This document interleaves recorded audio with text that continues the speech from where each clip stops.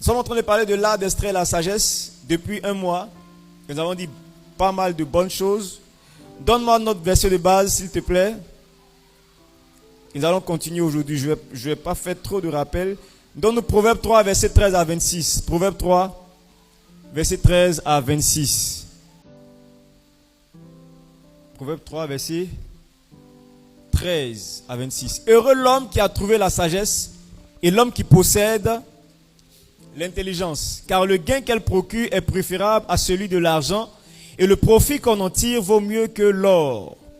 Elle est plus précieuse que les perles, elle a plus de valeur que tous les objets de prix.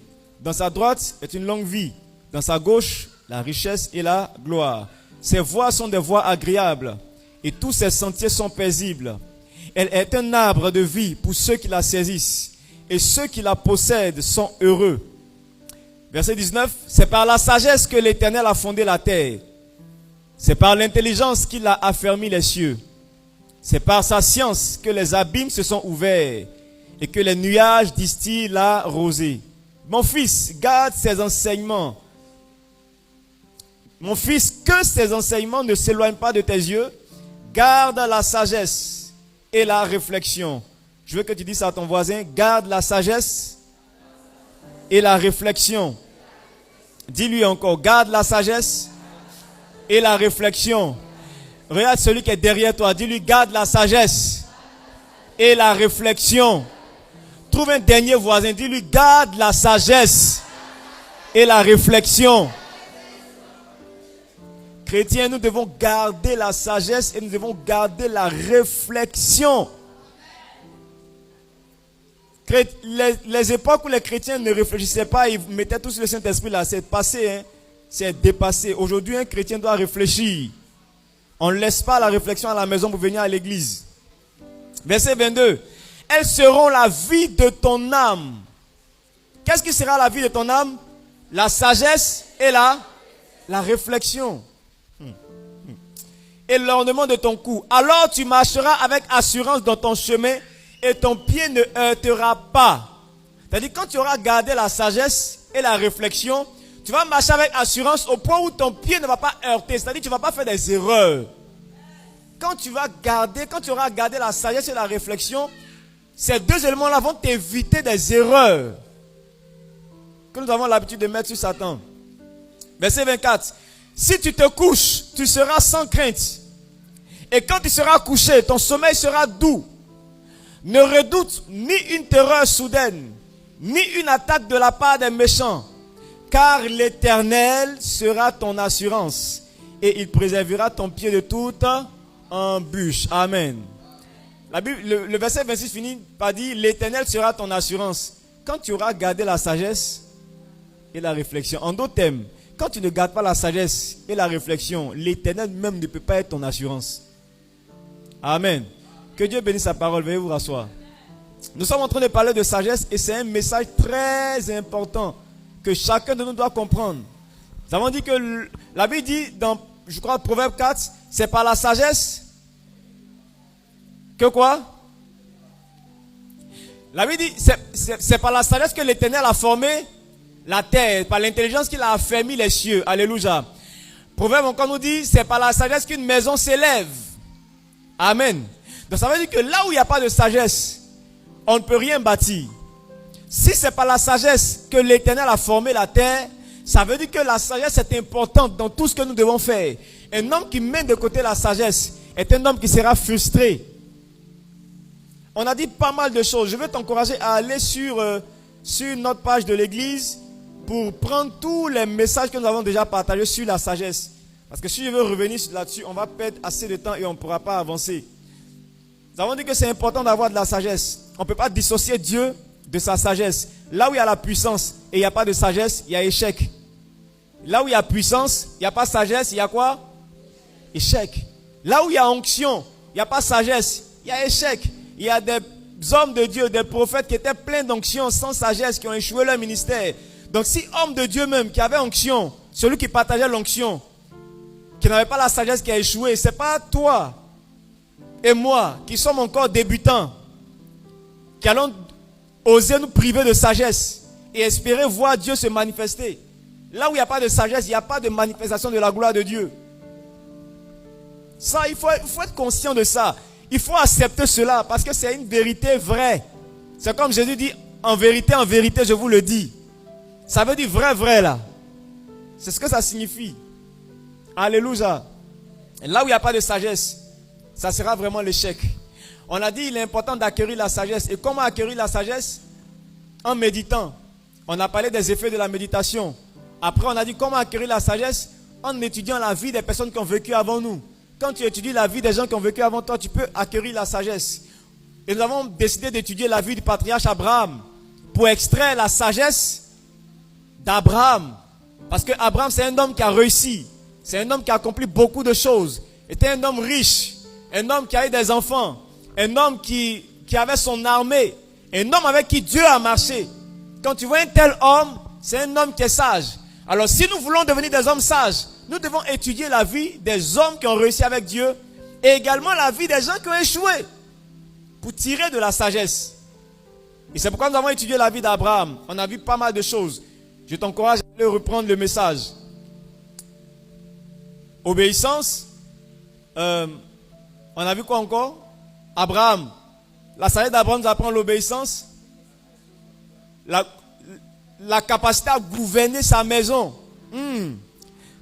Regardez, quand Dieu a commencé à marcher avec Abraham, le premier contrat entre Dieu et Abraham, c'était quoi?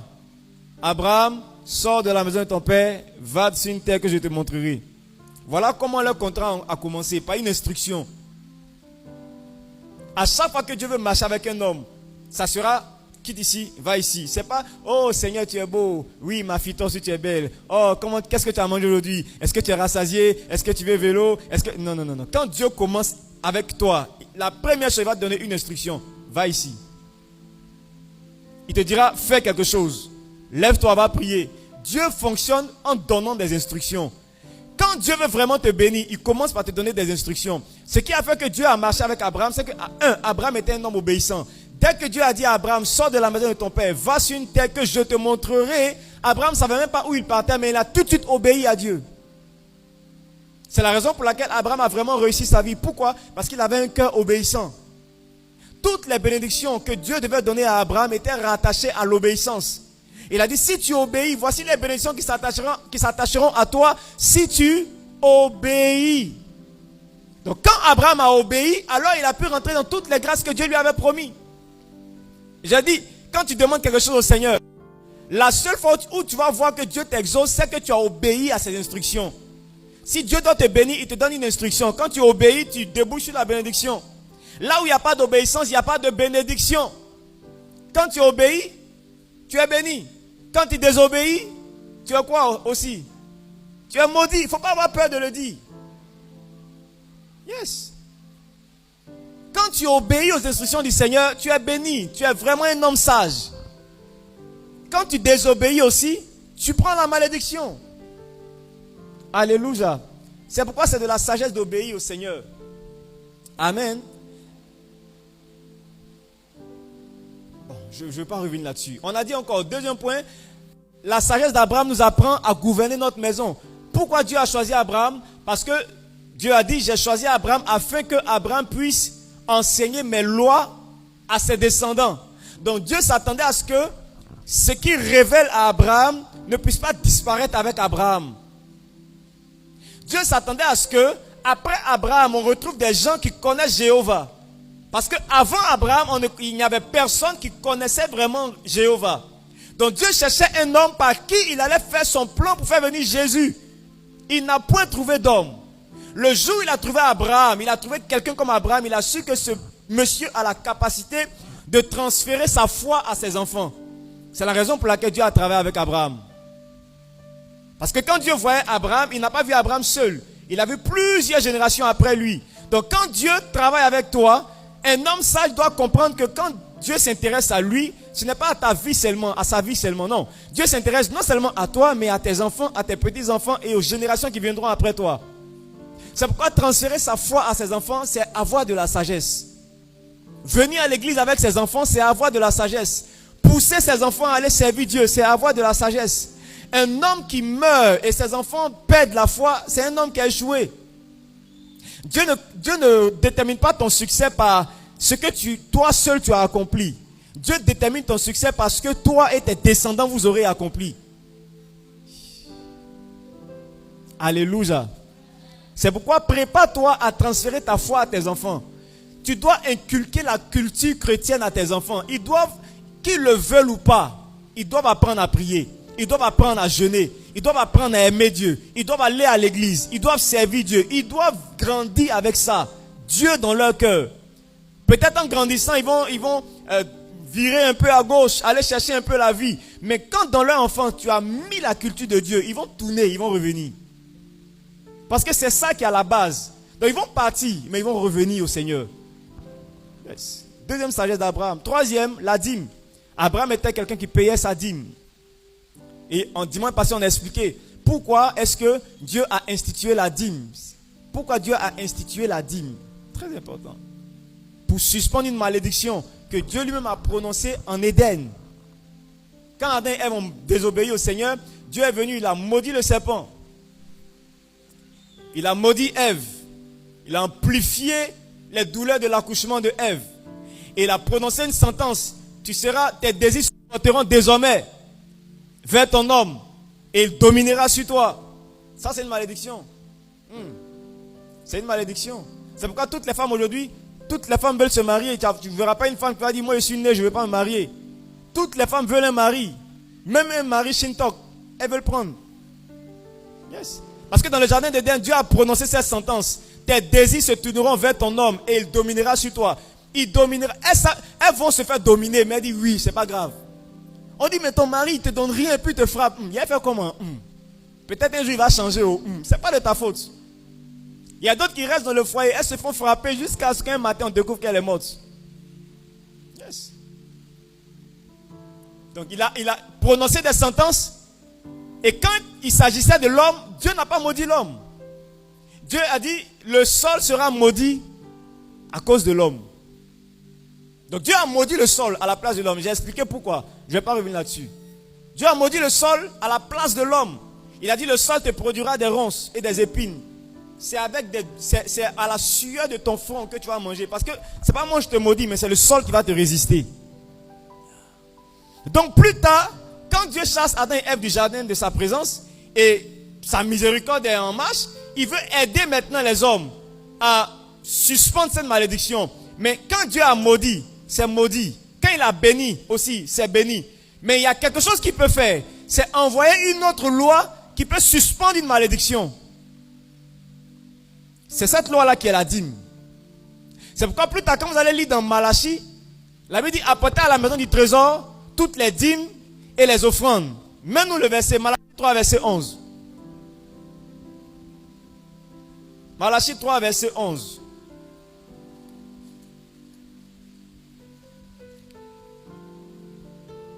Donne-nous Malachie 3, verset 11. Tu l'as à l'écran?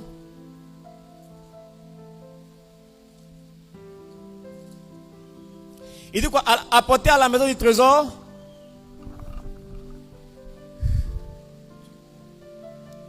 Pour vous, je menacerai celui qui dévore. Et il ne détruira pas le fruit de la terre. Et la vigne ne sera pas stérile dans vos campagnes, dit l'Éternel des armées. Va au verset 10. Apportez à la maison du trésor toutes les dîmes, afin qu'il y ait de la nourriture dans ma maison. Donc il met un principe en place pour suspendre une malédiction. Il dit, mettez-moi de la sorte à l'épreuve, dit l'Éternel des armées, et vous verrez si je n'ouvre pas pour vous les écluses des cieux, si je ne répands pas sur vous la bénédiction en abondance. Donc pour celui qui apporte la dîme, le Seigneur fait quoi? Il ouvre les écluses des cieux pour que la bénédiction descende sur sa vie d'abord. Ça c'est un. Deuxième, pour vous, verset 11. Et c'est ensuite maintenant qu'il dit, je menacerai celui qui dévore et il ne détruira pas le fruit de la terre. Pourquoi? Parce que quand un chrétien n'apporte pas la dîme, la malédiction qui est prononcée sur la terre est en exergue dans sa vie. Tu sèmes et plutôt que ça te donne des fruits, ça sort des ronces et des épines. C'est pourquoi tu ne payes pas ta dîme. Quand un chrétien ne paye pas sa dîme, il entreprend mais il a du mal à avoir des bénéfices. Il a un salaire mais il a du mal à être heureux avec son salaire. Pourquoi? Parce que la terre est maudite. Donc, puisque Dieu nous aime, Il te dit quand tu payes ta dîme, alors on suspend cette bénédiction. J'envoie la bénédiction, on suspend la malédiction, pardon. J'envoie la bénédiction et je menace le dévoreur. C'est un principe. Ça ne veut pas dire que la malédiction est annulée. Je l'ai expliqué, c'est comme la loi de la gravité. La loi de la gravité attire tout ce qui est dans l'air vers le sol. Mais il y a une autre loi qui est la loi de l'aérodynamique. La loi de l'aérodynamique qui vient suspendre la loi de la gravité. La loi de l'aérodynamique dit quoi? Quand un objet est en mouvement à environ 300 km à l'heure, alors il peut décoller de la Terre et rester dans l'espace. Tant qu'il garde la vitesse de 300 km à l'heure, il peut rester dans l'espace. Dès l'instant où il perd la vitesse de 300 km à l'heure, alors il sera attiré par la loi de la gravité. Ça veut dire que quand la loi de l'aérodynamique est activée, la loi de la gravité existe, mais elle est suspendue à cause d'une autre loi. Donc quand quelqu'un envoie sa dîme, ça ne veut pas dire que la malédiction du sol a disparu, mais le principe de la dîme, la loi de la dîme vient suspendre la malédiction du sol. C'est pourquoi c'est sage d'apporter sa dîme. Celui qui regarde sa dîme dit, ah, mais 100 000 là, c'est trop, hein, ça, la jette dans l'église, ah, c'est trop. Bon, attends, il a bouffé un peu. C'est ça, on appelle la folie. Parce que tu ne sais pas qu'après les 100 000 là, tu n'auras plus rien encore. On a dit, un chrétien qui ne paye pas sa dîme ne sera jamais riche. Pourquoi? Parce que le dévoreur, il agit dans ta vie comme des trous. On a fait l'exemple, comme des trous. Quand la bénédiction vient, ça sort par les trous. Ça vient, ça sort, ça vient. C'est pourquoi quelqu'un qui n'apporte pas sa dîme, qui ne fait jamais d'offrande de dîme, il peut même être payé à 500 000, à 1 million. Il n'est jamais heureux. Jamais satisfait. Ça suffira jamais. Parce que dès que tu as 100 000, ta télé se casse. Dès que tu as eu 200 000, le pneu de ta voiture explose. Dès que tu as eu une augmentation aujourd'hui, il y a un autre problème qui sort à gauche. C'est ça qu'on appelle le dévoreur. Donc tu vois que c'est de la sagesse d'apporter sa dîme à la maison du trésor. Et on a dit plusieurs choses sur la dîme. La dîme c'est 10%. C'est pas 7% et demi. C'est pas 5%. Il y a certains qui mettent leur dîme de côté. Et puis avant que le dimanche arrive, il a déjà au moins bouffé 3% sur la dîme. Non, je cherchais la monnaie, je n'avais pas de monnaie. Bon, je vais prendre ça, après je vais remettre en place. Amen. On a dit pas mal de choses. Va réécouter le message, je pense que ça va vraiment te faire du bien. Ce matin, nous sommes en train de parler de l'art d'extraire la sagesse encore. Mais nous parlons de l'art d'extraire la sagesse de Salomon. Nous arrivons sur un autre patriarche, Salomon.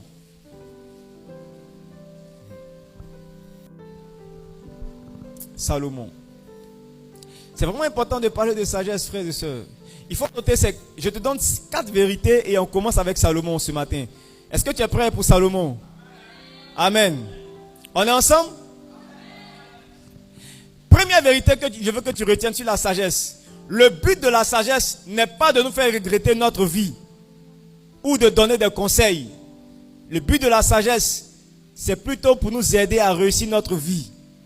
Je veux que tu notes ça quelque part. Aux médias, mets ça sur les écrans pour que quelqu'un puisse retenir ça. Le but de la sagesse n'est pas de nous faire regretter notre vie, mais plutôt nous aider à construire notre vie. Je le dis, ça ne sert à rien de devenir sage, d'acquérir la sagesse à 60 ans ou 65 ans. La vie est déjà passée. Il est bon de devenir sage à 20 ans, à 15 ans, à 20 ans, tu es déjà un homme sage, wise. Tu es aiguisé. Notre génération, c'est la génération où à 20 ans on est sage. Yes. Nous sommes rentrés dans une génération, vous allez voir des gens à 21 ans qui ont des églises de 1000 membres. Non, Dieu m'a appelé au ministère, mais j'attends quand j'aurai 30 ans. Tu seras dépassé à 30 ans. Tu vas voir tes petits frères, 18 ans, en train de mener des campagnes d'évangélisation. Tu vas te demander, ils sortent d'où? Le temps d'être sage, c'est maintenant. Deuxième vérité, la vie est comme une guerre silencieuse où on tire à balles réelles. Ou bien si tu veux, il n'y a pas de répétition générale pour vivre la vie. On la vit en même temps. Donc il faut faire ce que tu dois faire en même temps. Chacun de nous doit s'arranger à faire ce qu'il doit faire pour ne pas rater sa vie. On ne répète pas pour la vie. On ne dit pas, bon, je vais essayer et puis bon, quand la vraie vie va commencer, je vais commencer à vivre. quand une année est passée sur ta vie, tu as vieilli un peu pour toujours. Tu ne peux plus jamais revenir en arrière. Mais les botox, les fonds de teint, les quoi, il faut tirer comment, un matin. Tu vas te rendre compte qu'on ne peut plus tirer. Donc c'est maintenant qu'il faut faire les bons choix, il faut faire les bonnes choses, il faut acquérir la sagesse, il faut comprendre, il faut appliquer en même temps. Parce qu'il n'y a pas de répétition. On s'en va en même temps, c'est un coup KO. Dis à ton voisin, la vie c'est un coup KO.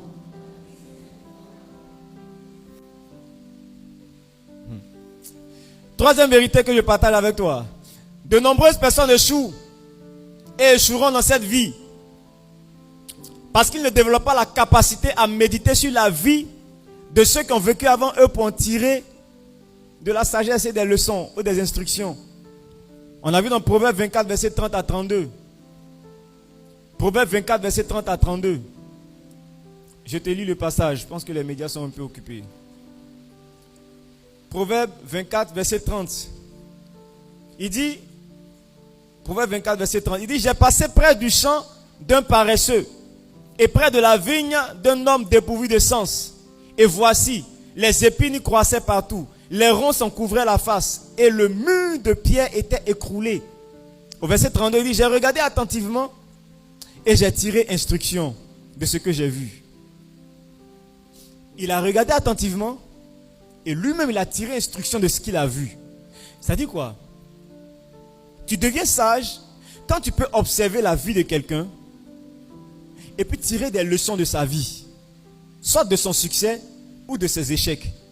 Malheureusement, de nombreuses personnes échouent parce qu'elles n'ont pas la capacité à observer la vie des gens qui ont échoué avant eux. Elles n'ont pas la capacité d'observer la vie de leurs parents, la vie de leurs oncles, de leurs tantes qui ont réussi ou qui ont échoué et tirer des instructions, des leçons de vie.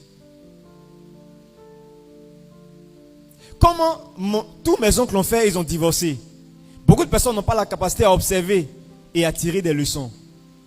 Qu'est-ce qui s'est passé? Puis dans notre famille, on n'a jamais eu la paix. Il y avait toujours palabre entre papa et maman, entre la femme 1, femme 2, femme 3, enfant 1, enfant 2, enfant 3.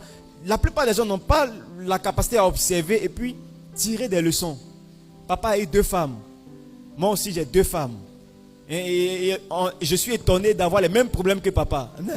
C'est ça qu'on appelle incapacité à regarder la vie des gens qui ont vécu avant toi et tirer des leçons.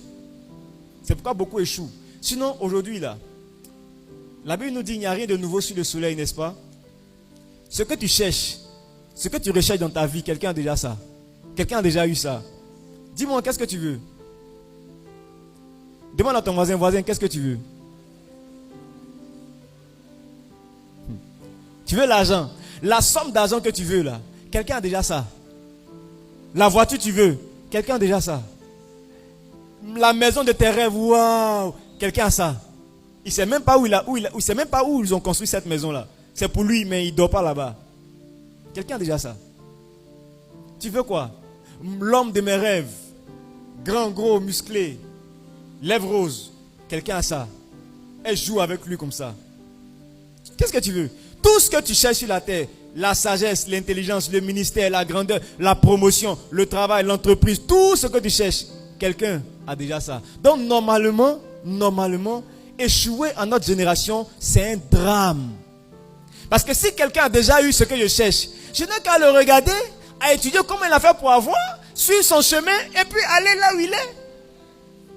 Si je suis quelqu'un qui va chez lui à la maison, je vais arriver chez lui à la maison aussi. Donc quand tu vois que quelqu'un s'est perdu en route, ça veut dire qu'il ne suivait pas quelqu'un, il ne suivait pas la bonne personne.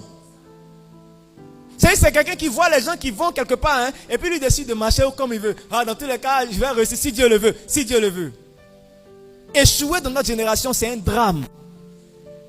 Parce que les gens ont déjà eu tout ce qu'on cherche. Les gens ont eu tout ce qu'on cherche. Donc quand tu cherches quelque chose, arrête d'aller toi seul réfléchir, rentrer dans ta chambre pour vouloir refaire le monde. Cherche qui a eu ce que je cherche là. Comment il a fait? Quand je vais gagner, alors je vais chercher à améliorer. Mais tu n'as rien eu encore, mais tu vas améliorer ce que tu n'as pas encore eu. Voilà comment on fait pour échouer. Tu n'as pas encore eu, tu dis non, moi je suis singulier dans ma vie.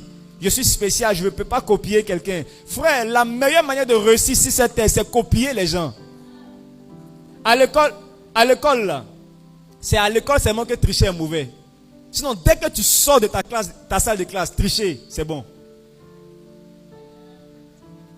Si tu es élève, il ne faut pas m'écouter. Nous, là, on a fini l'école. On est dans l'école de la vie. L'école de la vie, tu veux t'en sortir. Mais regardez les Chinois et les Coréens. Ils étaient en retard dans leur développement. Ce sont les Américains qui faisaient tout. On avait tous les meilleurs appareils, les meilleures voitures, c'était américains ou allemands. Arrivé à ce moment, les Chinois ont envoyé des Chinois et des Coréens en Amérique et en Allemagne pour aller étudier les technologies. Quand ils sont rentrés, ils ont créé, les Américains faisaient des Mercedes. Les Chinois ont commencé à faire Samyung ou bien Sumyong. Et c'est le même modèle. Ils ont copié le modèle de la voiture, ils ont changé le nom. Ils ont copié le même téléphone. Tu vois le téléphone Samsung des Américains. Chez les Chinois, c'est Samyung ou bien Samsung. Et tu as l'impression que c'est le même téléphone. Les Américains ont fait iPods. Eux ont fait iPodo. Ils ont copié sans vergogne, sans avoir honte. Ils ont copié les téléphones américains jusqu'à ce qu'aujourd'hui, les Américains sont devenus, c'est-à-dire sont obligés d'aller traiter avec eux pour aller installer leurs entreprises chez eux. Parce que chez les Chinois, il y a la main d'œuvre. Donc, eux, ils ont la capacité de produire beaucoup et moins cher. Les Américains n'ont pas la main d'œuvre. Ils ne peuvent pas produire beaucoup et moins cher. C'est pourquoi les appareils des Américains étaient chers. Ils se sont rendus compte qu'il y a un autre peuple qui fait la même chose comme eux, beaucoup et moins cher. Et non. Allons, on va faire partenariat avec eux. Sinon, ils vont détenir nos machines. La meilleure manière d'avancer, c'est de regarder les gens qui ont avancé et puis copier comment ils ont fait pour avancer. C'est comme ça que certains pays ont fait pour se faire respecter. Aujourd'hui, si tu vois, tout le monde menace le gars là, le président qui ressemble à une poupée là, président coréen là. Non, même Poutine et puis l'autre président Corée du Sud, bien Corée, il ressemble à une poupée là. Hein? Les gens le respectent, vous savez pourquoi? Il a la bombe atomique. Hein? Il a la bombe atomique. Il a regardé les Américains, ils ont la bombe atomique. Ceux-là, ils ont la bombe atomique. Lui aussi, ils ont cherché, ils ont copié, ils ont fabriqué la bombe atomique. Et puis ça est dans leur pays. À cause de ça, on les respecte. Donc s'ils n'avaient pas triché pour copier et fabriquer la bombe atomique, mon ami, il y a longtemps, les Américains les avaient enlevés. Même Poutine, les gars négocient avec lui, ils jouent encore avec lui parce qu'il a sa bombe atomique aussi. Il a triché, il a copié sur les grandes puissances. Là où on ne copie pas, on ne s'en sort pas. C'est pourquoi échouer aujourd'hui, là, vraiment, moi je pense vraiment que c'est un drame. C'est vraiment un gros drame. Tu dois pouvoir observer. Tu dois pouvoir observer et tirer des leçons et avancer. Amen. Amen. Dernière vérité que je partage avec toi. Lorsqu'on reçoit une formation et un enseignement, l'on doit s'attendre à un test. Lorsque tu reçois un enseignement, lorsque tu reçois une formation, tu dois forcément t'attendre à un test. Quand Dieu prend la peine de t'enseigner, de te parler de la sagesse, de te donner des instructions, c'est que quelque part, tu vas passer par un test. Tu vas aller en examen. Avant que Dieu puisse t'attester, il va devoir te tester d'abord. Avant que Dieu puisse t'approuver, tu vas devoir prouver que tu mérites ce que tu cherches. Donc quand Dieu prend le temps de t'enseigner, prépare-toi au test de la vie. Actuellement, tout va bien. Quand tu entends le message, dis non, ce n'est pas pour moi. Oh oui, c'est un bon message sur la sagesse. Dans quelques temps, tu vas passer par un test. Si tu n'es pas lucide, c'est après avoir échoué. Tu vas dire, ah, mais le pasteur avait parlé de ça trop tard. Donc, pendant que tu reçois les enseignements, il faut croire. Et il ne faut jamais oublier qu'un jour, tu seras testé. À chaque fois que tu vas faire face à des difficultés de ta vie, ou même tu vas faire face à des choix importants, ne les fais jamais sous émotion. Reviens sur qu'est-ce que la sagesse nous recommande. Qu'est-ce qu'on nous a enseigné? Qu'est-ce qu'on m'a dit? Alléluia. Nous parlons de l'art d'extraire la sagesse de Salomon. 1 Roi 3, verset 9 à 14. 1 Roi 3, verset 9 à 14. J'ai voulu partager ces vérités avec toi avant d'entamer Salomon. On est sur Salomon pendant 2 ou 3 semaines. 1 Roi, chapitre 3, verset 9. Aujourd'hui, on va juste introduire. Je donne 2 points sur la vie de Salomon. Et puis, on va descendre pour la semaine prochaine.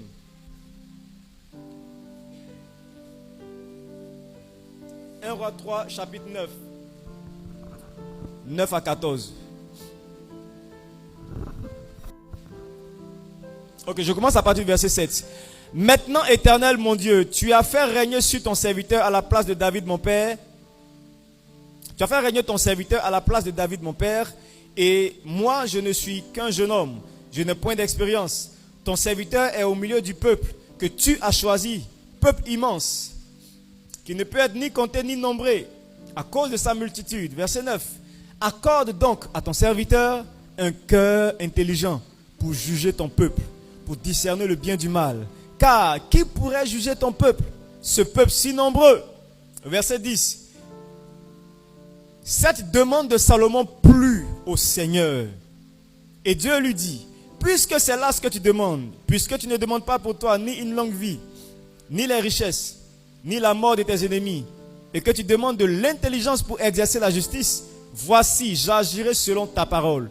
Je te donnerai un cœur sage et intelligent, de telle sorte qu'il n'y aura eu personne avant toi, et qu'on ne verra jamais personne de semblable à toi.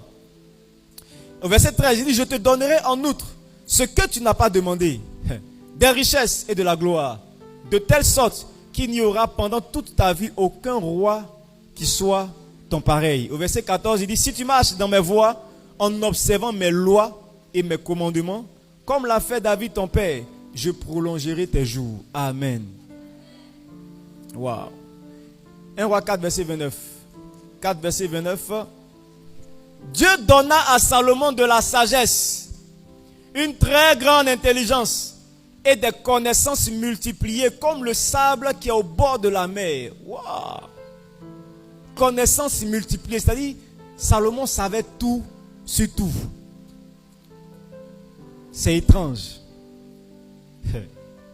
La sagesse de Salomon surpassait la sagesse de tous les fils de l'Orient et toute la sagesse des Égyptiens. Alléluia. Frères et sœurs, lorsqu'on parle de sagesse, normalement on devait commencer même sur la vie de Salomon. Parce que la Bible nous dit que c'est un homme sage. Salomon était réputé pour sa sagesse, réputé pour son intelligence, réputé pour sa richesse. Quoi de plus normal d'étudier sa vie? Généralement, quand on parle de sagesse, Salomon.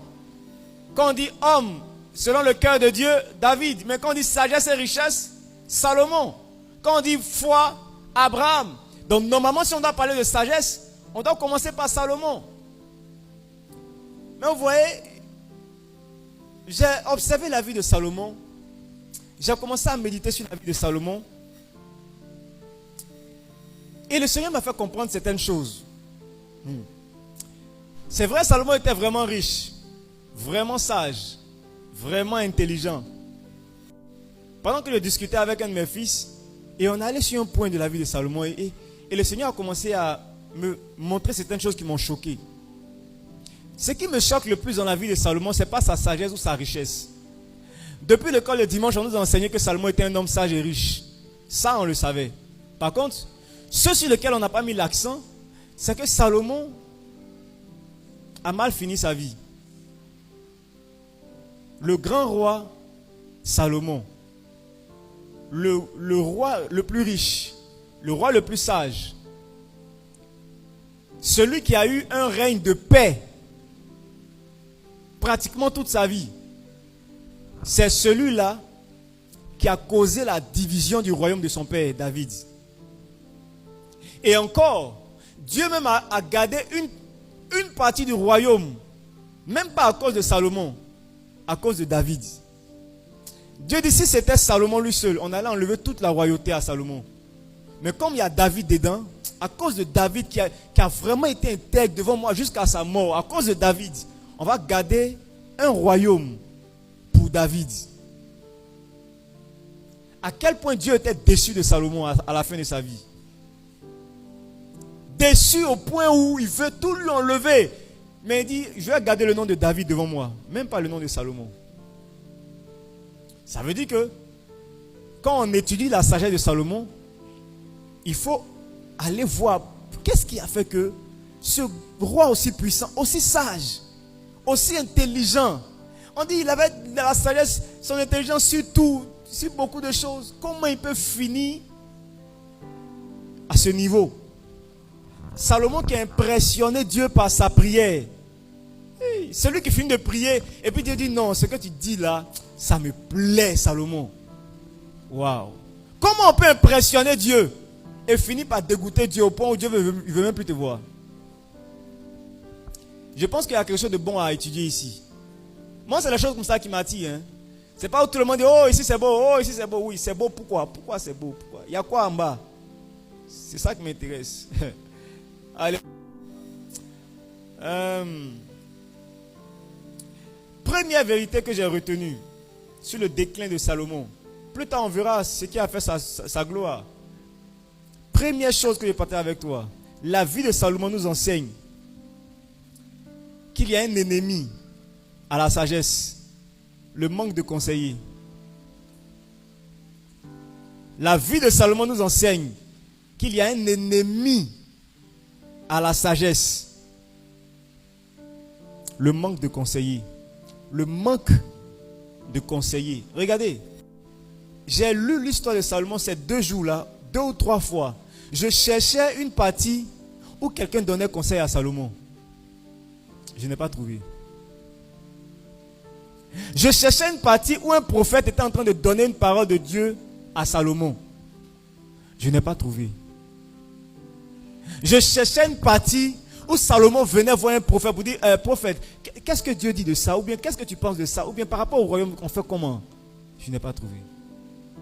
Je n'ai trouvé que des endroits où Salomon jugeait le peuple. Il donnait des conseils. Il réglait les problèmes. Il faisait des contrats. Il faisait la paix avec le roi. Il bâtissait. Même quand il a fini de construire le temple de Salomon, c'est lui qui a dédicacé le temple. C'est lui qui a fait la prière. Il y avait des prophètes. Hein? Il y avait des sacrificateurs. Salomon a tout fait. Il était tellement sage. Salomon était tellement sage que personne ne pouvait lui dire quelque chose. Parce qu'il savait tout. Je me suis dit, attends. Il sait tout. Il sait tout. Demande à ton voisin. Est-ce que tu as un je sais tout? Salomon au moins c'était quelqu'un de très sage qui savait tout. Demande à ton voisin, toi, c'est quoi ton niveau de sagesse pour savoir tout? Yeah. Ça frappait à mon esprit, les amis. Salomon avait un excès de confiance en sa sagesse. Tellement sûr de sa sagesse que finalement, il a perdu la sagesse. Quelqu'un me disait, mais papa, Salomon était un homme sage. La Bible, il était sage. Il a marié 1000 femmes. Donc c'est sage d'avoir 1000 femmes. Il a dit, ça c'est une très bonne question. Il a dit, donc on va redéfinir c'est quoi la sagesse. Puisque c'était un homme très sage. Il a eu 1000 femmes. Donc ça veut dire que quand tu as 3 femmes, c'est que tu as commencé à être un homme sage. Quand tu vas atteindre 1000, tu seras au même niveau que Salomon. Il faut redéfinir c'est quoi la sagesse. Yes. Salomon était tellement sûr. Parce que dès qu'il a commencé, il a vu la gloire, la prouesse. Quand il tape là, ça marche. Il tape là, ça marche. Il donne le conseil si ça marche. Il fait aller si ça marche. Donc, on ne peut rien lui dire. Son excès de confiance l'a mené à son échec. L'excès de confiance dans la sagesse que Dieu t'a donnée va t'envoyer à l'échec. Si tu es tellement sûr que tu ne peux plus rien recevoir, alors tu es qualifié à échouer. Première vérité. Deuxième chose, un homme qui n'a pas quelqu'un qui peut lui parler. Un homme qui n'a pas quelqu'un, il faut noter ça, hein, Régis, notez-moi ces points-là. Un homme qui n'a personne qui puisse lui parler et le recadrer est un homme qui est qualifié à échouer.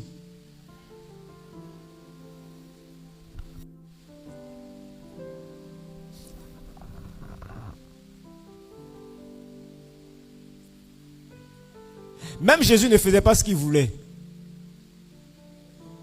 Jésus dit, je fais ce que je vois mon papa fait. Si mon papa n'a pas fait, je ne fais pas. Alors que lui-même, il est Dieu. Dans sa divinité, en tant que Dieu sur terre, il dit avant de faire, il faut que je voie papa faire d'abord. Un homme à qui on ne peut pas donner des conseils, un homme qui ne reçoit absolument rien, même quand tu es intelligent, tu as besoin de quelqu'un pour te donner son point de vue, pour te ramener un peu sur terre.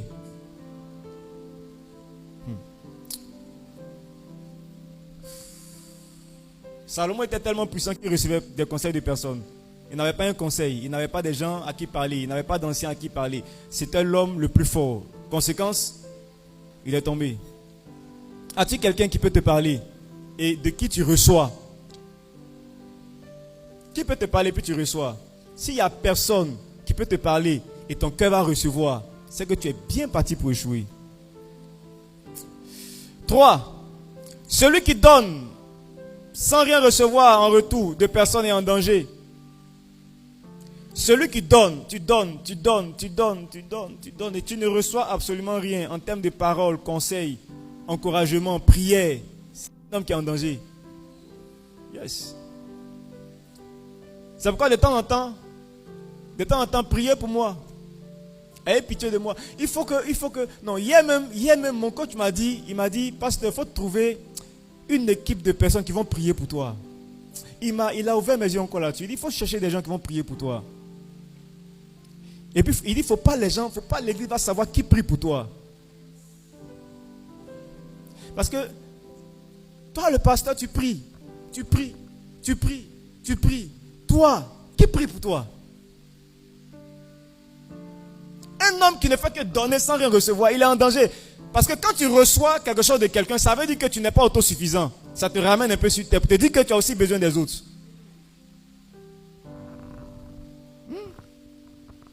Si toi tu ne reçois rien, ça veut dire que tu te suffis, tu es devenu alpha oméga. Tu vas rencontrer Dieu sur ton chemin. Yes. Salomon s'autosuffisait en termes de conseils. Il était tout puissant. Il se conseillait lui-même. Il se regardait, Salomon, roi Salomon. Bon, pour ce problème, voilà ce que tu dois faire. Hein? Prends la femme de l'Égyptien, la fille de l'Égyptien, et vous faites un partenariat ensemble. Tu as compris? Ah ouais, c'est vrai, ça c'est un bon conseil que tu m'as donné, hein, Salomon. Ok, on va faire ça. Salomon parle avec Salomon. Et puis il avance. Une autre vérité. Vous observez le déclin d'un homme de Dieu lorsque celui-ci atteint un niveau d'orgueil ou de sagesse où personne ne peut placer un mot devant lui. Ouais, Dieu me parle. Ainsi parle l'Éternel. Je suis son nom le sommet de l'Himalaya. Je n'ai rien à recevoir de personne. Bonjour les dégâts.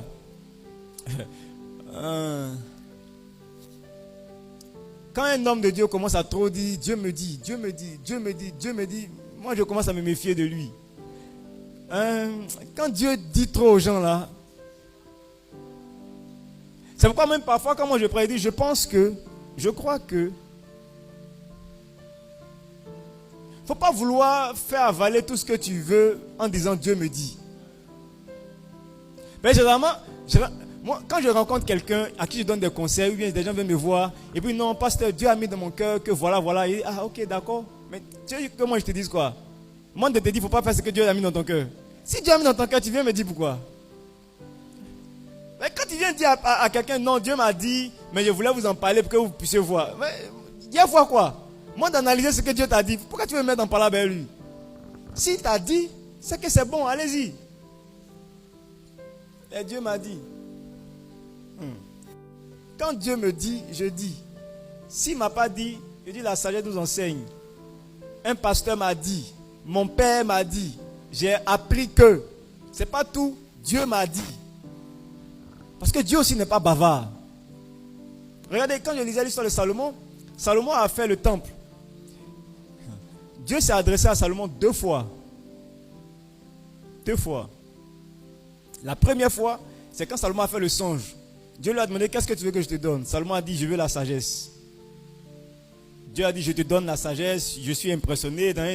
Après ce discours-là, Dieu ne parle plus à Salomon. Salomon juge le peuple. Il travaille, il bâtit le temple. Quand il finit de bâtir le temple, il fait une prière pour consacrer le temple. Quand il finit de consacrer le temple, c'est alors que Dieu vient encore. Dieu vient parler encore à Salomon. Dieu dit à Salomon, Salomon, je t'ai exaucé. Je bénis ce temple. Je le sanctifie. Je serai avec toi. Et quand il finit de parler, il dit encore, si tu obéis à mes instructions, tu vivras longtemps. Dieu n'est pas bavard. Il vient et te donne une instruction.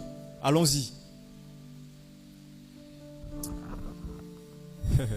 On est ensemble?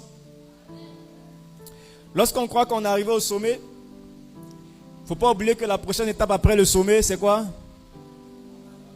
C'est la descente. On redescend. Quand on est arrivé en haut, si tu penses que tu es déjà arrivé en haut, la prochaine étape, c'est de prendre le chemin qui ramène en bas.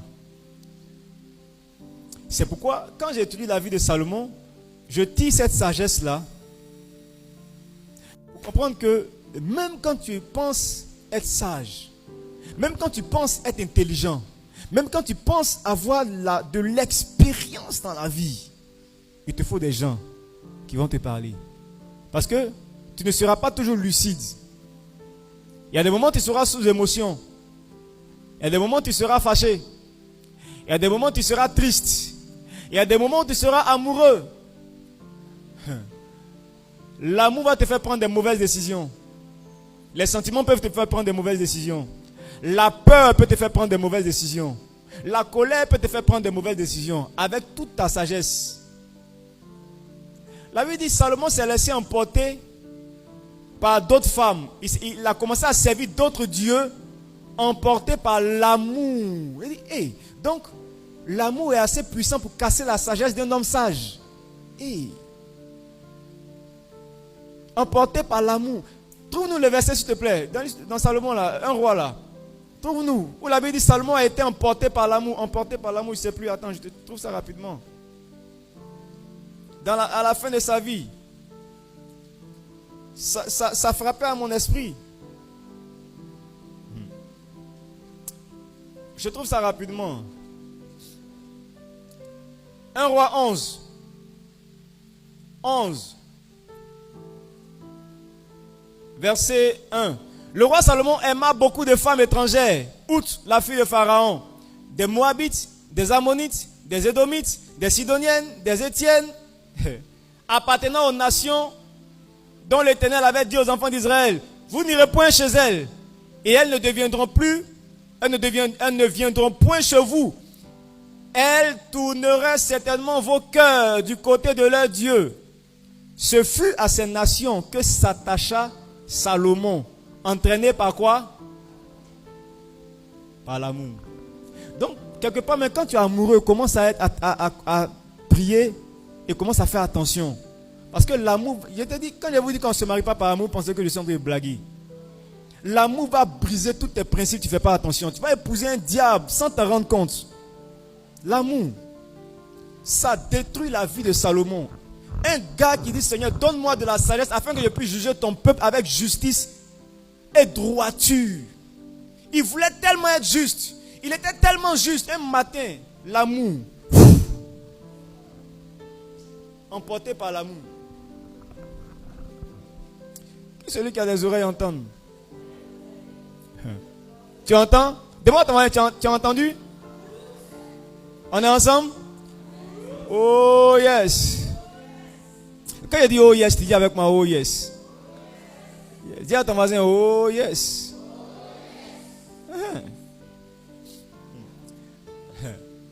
Le deuxième point que je partage avec toi et on s'arrête aujourd'hui. J'ai dit aujourd'hui on introduit Salomon, c'est l'introduction de Salomon. Dimanche prochain on va rentrer dans le vif du sujet. Deuxième chose que la vie de Salomon nous enseigne. La vie de Salomon nous enseigne que la sagesse n'est pas un acquis. Et ne s'acquiert pas ne s'acquiert pas une fois pour de bon. On peut perdre la sagesse. J'ai compris ça. On peut perdre la sagesse. Salomon a perdu sa sagesse. La sagesse c'est quoi? C'est obéir à Dieu. La sagesse, C'est faire ce que Dieu te demande de faire. Regardez, je me suis rendu compte que c'est pas parce que Salomon était sage qu'il a eu la paix. C'est parce qu'il obéissait au Seigneur qu'il avait eu la paix. Je lisais et dit, mais Seigneur, attends, cette histoire. Parce que dès l'instant où Salomon a commencé à s'unir avec d'autres femmes, il a commencé à adorer d'autres dieux. La Bible dit, le Seigneur, je cherche le passage. 1 Roi 11, verset 14. 1 Roi 11, verset 14. Quand Salomon a commencé à adorer d'autres dieux et à s'unir à d'autres femmes qui étaient interdites par le Seigneur, la Bible dit, l'Éternel suscita un ennemi à Salomon. L'Éternel suscita un ennemi à Salomon. Sa paix est finie. Ça veut dire qu'il y avait quelqu'un quelque part. Quand j'ai lu l'histoire, celui qui était devenu l'ennemi de Salomon, c'était l'un des fils au temps de David, que David avait tué son papa et détruit son royaume. Et quand David a fait cette guerre-là, David a tué, ils ont détruit ils ont tué tous les hommes du pays. Et il y a eu ce gars-là, attends, je trouve son nom, Hadad, l'Édomite. Hadad, l'Édomite, là, quand David a détruit le pays d'Édom, le Hadad en question, je crois il a fui et il s'est réfugié en Égypte. Ça a été le seul homme qui a fui. Et il s'est réfugié en Égypte. Il est resté en Égypte, il a refait sa vie en Égypte. Le pharaon de là-bas l'a reçu, il a grandi dans le royaume, ils lui ont donné une femme, il a fait des enfants, il a grandi là-bas. Toute sa vie. Pendant que Salomon régnait là-bas, lui il ne pensait pas à ça. Il ne savait même pas si David vivait, il ne savait pas. Un matin, il s'est souvenu qu'un jour, quelqu'un a tué son papa. Il s'est souvenu qu'un jour, quelqu'un a tué son père. Il s'est renseigné. On dit qui règne? On dit c'est le fils de David. Il dit très bien. Il a dit à son pharaon, Pharaon, permets-moi de retourner dans mon pays. J'ai une vengeance à aller faire là-bas. J'ai dit, mais d'où vient que le gars s'est rappelé un jour que quelqu'un a tué son père? Ce jour-là, Salomon a perdu sa sagesse. Il a commencé à désobéir au Seigneur. Dieu a activé un ennemi ici. À chaque fois que tu décides de désobéir au Seigneur, tu perds ta sagesse. Les problèmes s'enclenchent quelque part. Frère, le point de la sagesse, là, il faut vraiment prier pour que Dieu t'aide à comprendre. Hein. Salomon a perdu sa sagesse. Une chose, c'est d'arriver en haut. Une autre chose, c'est de se maintenir en haut. Une chose, c'est de réussir, c'est d'avoir du succès. Une autre chose, c'est de réussir. Une chose, c'est de rentrer dans le foyer. Une autre chose, c'est rester là-bas. Il y a beaucoup qui sont rentrés par la porte, sortis par la fenêtre. D'autres ont levé le toit même pour sortir. D'autres même ont été propulsés comme un cafard en chasse de la maison. Parce que le tout, ce n'est pas d'entrer. Le tout, ce n'est pas d'entrer. La sagesse qui t'a fait rentrer doit être la sagesse qui va te maintenir à l'intérieur. Il y a beaucoup de gars présidents, de chefs d'État qui arrivent à la présidence, mais ils n'ont pas la sagesse pour rester là-bas. Ils n'ont pas la sagesse pour bien sortir. Ils rentrent bien, mais ils n'ont pas la sagesse pour bien sortir.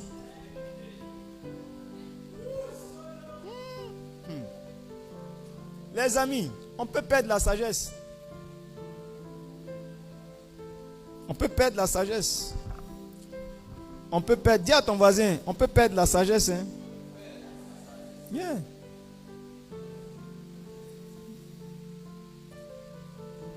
On a connu de nombreux foyers qui ont été cassés. De nombreuses femmes se sont fait expulser du foyer. De nombreux hommes ont vu un matin la femme a vidé la maison, elle est partie avec tout. Pourquoi? Parce que la sagesse qui a bâti la maison n'est pas restée. La sagesse n'est pas restée. Avant le mariage, quand il t'appelait, tu décrochais. Hein? Ton portable était toujours sur sonnerie. Dès que ça sonne un peu, tu décroches, ça sonne même pas même, tu décroches en même temps. Tu dis non, je pensais à toi et puis, donc j'ai pris en même temps. Dès qu'il compose le numéro, il n'a pas encore lancé, tu as décroché en même temps. Oh yes! On a vu ça. On a vu ça. On sait ça. On sait ça. Regarde pourquoi tu as décroché déjà. Non, je m'apprêtais à t'appeler. Je m'apprêtais à t'appeler.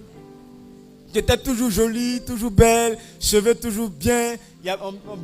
On met une mèche là, on met un peu de couleur dorée dedans ici. On met quelques coris en or dedans. Toujours bien. Hein? Même quand la soeur elle dormait, elle se réveillait, elle est jolie parce que elle sait qu'on va l'appeler à 3h ou à 4h du matin. Donc elle dort avec le téléphone bien habillée, bien coiffée. Parce qu'on peut l'appeler sur WhatsApp à n'importe quelle heure. Ça, c'était une sagesse. Parce qu'on cherchait à rentrer. Maintenant que la soeur est rentrée, le téléphone est sous silence. C'est sur la terrasse pendant qu'elle-même elle est dans la cuisine. On ne décroche plus les appels. Ça rit. La sagesse qui t'a fait rentrer, si tu ne maintiens pas la même sagesse un matin. Yeah. Yes. Avant tu préparais, hein? Dès que le monsieur arrive à la maison à 11h55, la nourriture est prête. Chérie, il a déjà fait la table, c'est toi qui attendais pour manger. Maintenant, il arrive à midi à la maison. C'est à 13h30 on met le repas. Et pourtant, il doit reprendre le boulot à 14h. Dès que le monsieur t'a marié, les jolis vêtements et les mèches ont disparu. Les cheveux maintenant, on dirait... À quoi? À faux congé. On dirait une dynamite explosée dedans. Pagne à la poitrine, dans la maison.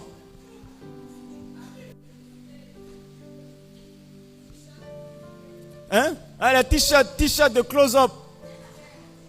Les t-shirts. On est à la maison, on ne peut pas se mettre à l'aise quand même. On est à la maison, on ne peut pas se mettre à l'aise quand même. Mets-toi à l'aise. Mets-toi à l'aise. Mets-toi à l'aise. Oh yes. Mets-toi à l'aise. Tu veux te mettre à l'aise? Mets-toi à l'aise. Tu seras à l'aise. Tu seras à l'aise. Tu seras à l'aise. Il a dit, mes filles, vous êtes encore mariées là.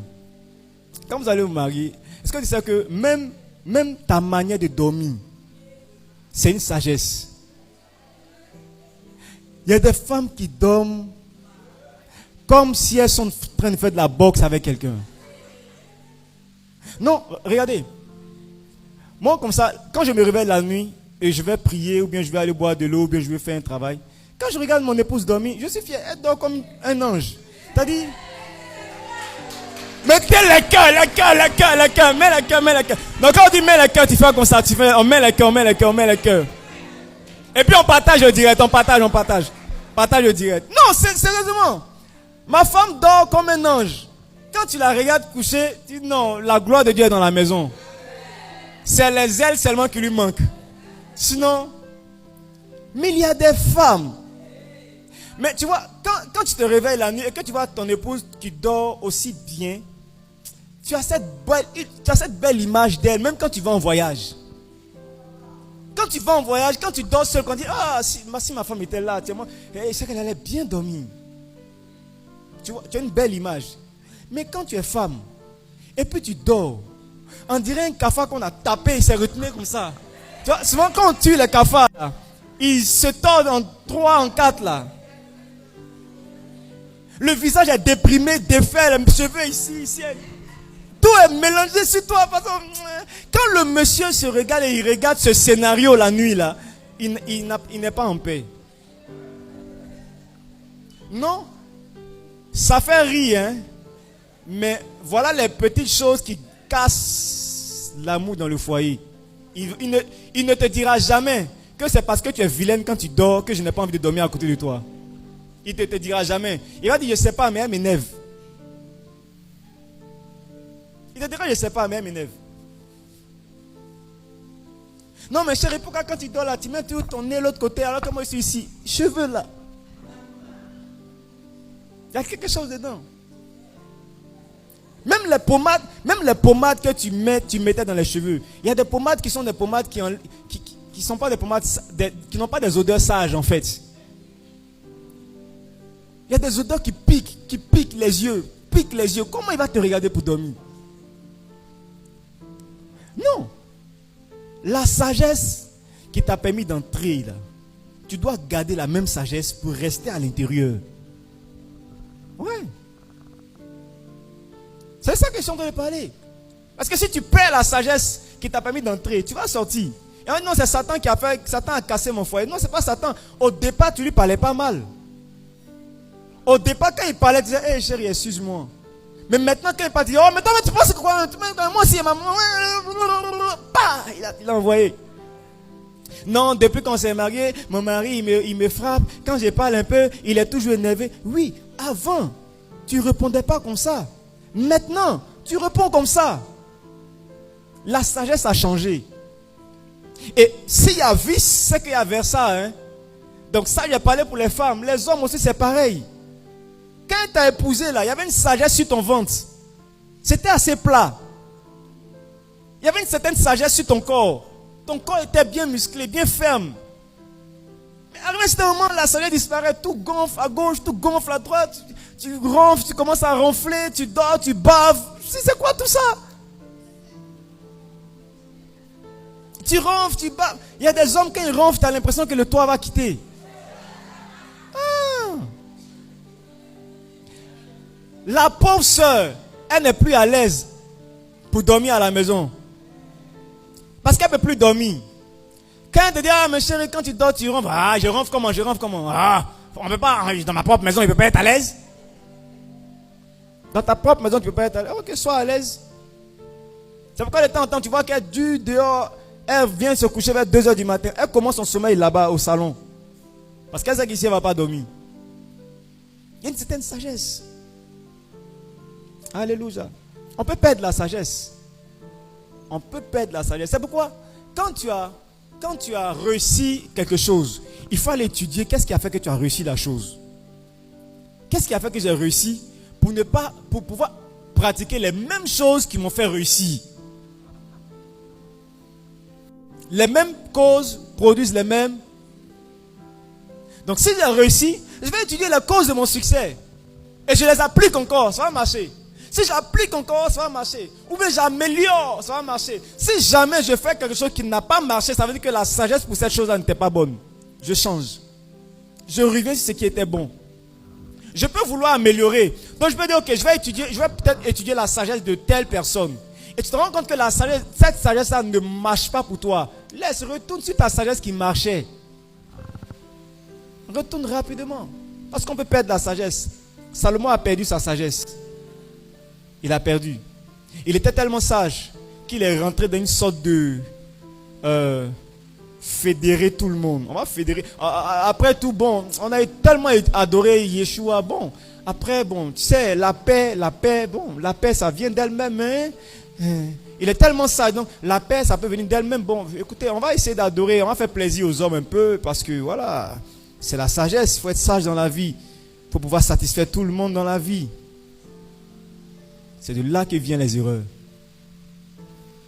Si ce que tu faisais, ça marchait et ça glorifiait Dieu, qu'il y a des hommes qui pleuraient, mon ami, n'aie pas pitié d'eux à la place de Dieu. Tu ne peux pas avoir pitié des hommes à la place de Dieu.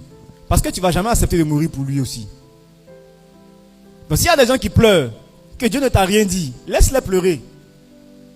Qu'ils continuent de pleurer. Parce que le jour où tu as voulu essuyer leur lame là, ils vont couper ta main. Dieu sait pourquoi ils pleurent. Mon père spirituel, le pasteur Alexandre Amazou m'a dit, il nous disait couramment, il dit quand tu vois un homme qui n'avance pas dans sa vie, qui souffre, qui échoue, laisse-le. Au départ, je ne comprenais pas. Il dit, ah mais papa, parce qu'en fait, nous on était dans une saison de notre vie où on était vraiment bizarre. On ne s'en sortait pas. Donc j'ai eu l'impression que le vieux ne voulait pas qu'on nous aide. Il disait aux gens de l'église, aux doyens, il dit, si vous voyez quelqu'un, sa vie n'avance pas, n'ayez pas pitié de lui à la place de Dieu. Laissez-le entre lui et Dieu. Parce que le problème vient de son cœur. Il dit, non, mais pourquoi le vieux peut dire ça? Nous, on est là, on demande de l'aide au tonton là. Au lieu de l'encourager à nous aider, il dit, non, on n'a qu'à nous laisser comme ça. Je n'ai pas compris. Jusqu'à ce que, dis à ton mari, jusqu'à ce que la révélation vienne. Tu sais, quand Dieu va te mettre en face de certaines personnes que tu vas vouloir aider une fois, tu vas voir le cœur de l'homme. Quand tu vas voir le cœur de un, mais pourquoi il a fait quoi? Non, peut-être que c'est lui. Le cœur de l'autre, mais le cœur de l'autre a dit, je comprends. Tu vas arrêter d'avoir pitié des gens là où Dieu lui-même n'a pas pitié d'eux. La seule personne qui peut nous aider, c'est Dieu. Donc si tu as des problèmes, tout ce que je peux faire, c'est prier pour toi et te soutenir. Sois fort. Dieu est avec toi. C'est tout. Mais je ne vais pas couper mon bras pour toi. Parce que j'ai fini par comprendre que si tu coupes ton bras pour donner un homme, quand il va finir de manger ton bras, il va te demander ton pied. Ça, c'est la nature humaine. Un homme qui a un cœur pur finira par réussir. Oh, j'ai fini par comprendre ça. Un homme qui a un cœur pur, un cœur qui cherche la sagesse, un cœur qui est humble et qui cherche Dieu, finira par réussir. Finira. C'est pourquoi, si tu es là, donc tu es là ce matin, que ton cœur est vraiment pur et que tu es dans des difficultés, tout ce que je peux te dire, assieds-toi bien, c'est une question de temps. Le jour va se lever pour toi. Ça va forcément se lever. Non. Si ton cœur est bon seulement, toi-même tu sais dans ton fort intérieur que ton cœur est bon, tu n'es pas en train de blaguer, que c'est difficile actuellement, ce n'est qu'une question de temps. Le soleil va se lever. Tu vas t'en sortir. Tout ce que tu dois faire, c'est demeurer ferme et garder ton bon cœur. Garde ton cœur pur. Reste sur les voies du Seigneur jusqu'à ce que le soleil se lève. Parce que le soleil va se lever. Tu ne vas pas mourir dans cette situation bizarre là. Non, tu ne vas pas rester dedans. Tu vas forcément t'en sortir. Mais si jamais ton cœur est mauvais et méchant au fond, et que dehors tu fais des simulations, continue à simuler. Je peux t'assurer que tu vas rester dedans jusqu'à ce que Jésus revienne. Quel que soit tout ce qu'on va faire, au contraire même, vouloir t'aider, ça va faire de nous des ennemis. Donc autant garder notre relation à distance, on se respecte comme ça, jusqu'à ce que Jésus revienne. Que Dieu nous aide à devenir des hommes sages. Au nom de Jésus. Levons-nous, prions pour la sagesse. La Bible dit, si un homme manque de sagesse, qu'il la demande à Dieu, il donnera. Alléluia. Prie ce matin, dis Seigneur, donne-moi de la sagesse. Rends-moi un homme sage. Rends-moi une femme sage. Donne-moi de l'intelligence. Et donne-moi ta sagesse. Au nom de Jésus. Prions le Seigneur ce matin. Demande la sagesse de Dieu. Pas la sagesse des hommes, mais la sagesse de Dieu.